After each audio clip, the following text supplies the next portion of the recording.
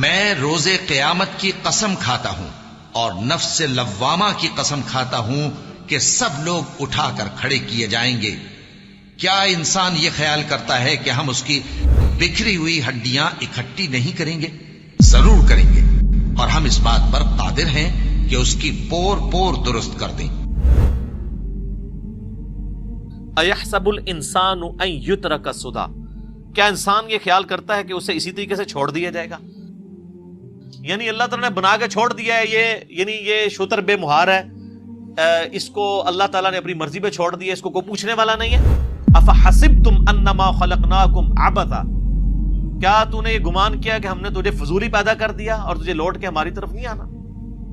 یہ وہی چیز ہے۔ أَلَمْ يَكُنْ نُطْفَةً مِّن مَّنِيٍّ يُمْنَىٰ، کیا انسان منی کا ایک بے قدر قطرہ نہیں تھا جو ٹپکایا گیا تھا؟ انسان کی حقیقت یہ تھی، ایک بے قدر، جیسے ایک بے قدر بیج زمین میں بویا جاتا ہے اس سے درخت نکلتا ہے، انسان بھی ایک بے قدر منی کا قطرہ تھا جو ٹپکایا گیا تھا۔ ثم كان علقة فخلق فسوى، پھر وہ علقہ بن گیا، لوتھڑا بن گیا، فخلق فسوى، پھر اللہ تعالیٰ نے اسے سوارا، اس کے اعضاء درست کر دیے۔ فجعل منه الزوجين الذكر والانثى، پھر ہم نے اس سے دو قسمیں بنائی، مرد اور عورت، یعنی عموماً یا مذکر کی فارم میں کو پیدا ہوتا ہے یا مؤنث کی فارم میں۔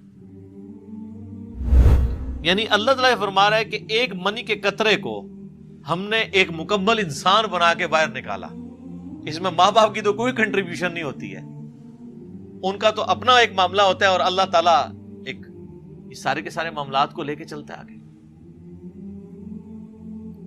الیس ذالک، کیا وہ ہستی جو اس بات پہ قدرت رکھتی ہے کہ ایک بے قدر پانی سے ایک مکمل انسان بنا کے نکالتی ہے؟ سر انسان پاگل ہو جاتا ہے کہ ایک بے قدر پانی، پھر وہ کس طریقے سے اس میں ڈیولپمنٹ ہوتی ہے، انگلیاں بنتی ہیں، آنکھیں آتی ہیں، ناخن تک بن جاتے ہیں، پورے اعضاء فٹ ہوتے ہیں، اور پھر وہ اس سب سے بڑی بات اس کے اندر جان ہوتی ہے، پھر وہ نکلتا ہے۔ اللہ فرماتا ہے جس نے تمہیں بے قدر پانی سے، منی کے قطرے سے پورا انسان بنا کے باہر نکالا، الیس ذالک بقادر علی ان یحیی الموتى، کیا وہ ہستی اس پہ قادر نہیں ہوگی کہ مردوں کو زندہ کر لے؟ جب تم کوئی شے نہیں تھے، اس نے تمہیں پیدا کیا، تمہاری ہڈیوں سے تمہیں دوبارہ نہیں نکال سکتا؟ یہ اصل میں اس سوال کا جواب ہے جو شروع میں آیا تھا نا، اَيَحْسَبُ الْإِنسَانُ أَن لَّن نَّجْمَعَ عِظَامَهُ، انسان کہتا ہے یہ ہڈیاں کس طریقے سے جو ہے وہ دوبارہ ہوں گی۔ اللہ نے دنیا میں بتایا کہ تمہیں اس سے بڑا ایکسپیرینس کروایا جا رہا ہے کہ تم بے قدر پانی تھے اور اللہ تعالیٰ نے تمہیں ایک مکمل انسان بنا کے نکالا۔ اس کے اوپر گھنٹوں بولا جا سکتا ہے کہ انسان کے اندر اللہ تعالیٰ نے کیا کیا چیزیں رکھ دی ہیں۔ انسان، زمین و آسمان کی ساری مخلوقات مل کے ایک انسان کی کوئی چیز پرفیکٹ نہیں بنا سکتی، ساری مخلوقات مل کے۔ قرآن حکیم میں تو اللہ نے چیلنج دیا نا سورہ حج کے اندر کہ جن ہستیوں کو تم پکار رہے ہو تم بھی، اور جن کو تم پکار رہے ہو یہ مل کے بھی ایک مکھی نہیں پیدا کر سکتے، اور مکھی ان سے کچھ چھڑا کے لے جائے تو اسے واپس نہیں لے سکتے۔ کتنے کمزور ہیں وہ جو پکار رہے ہیں، اور وہ بھی جنہیں پکارا جا رہا ہے۔ بہت بڑی اللہ تعالیٰ نے جو انسان کے اندر کوالٹی رکھی ہے وہ آنکھیں۔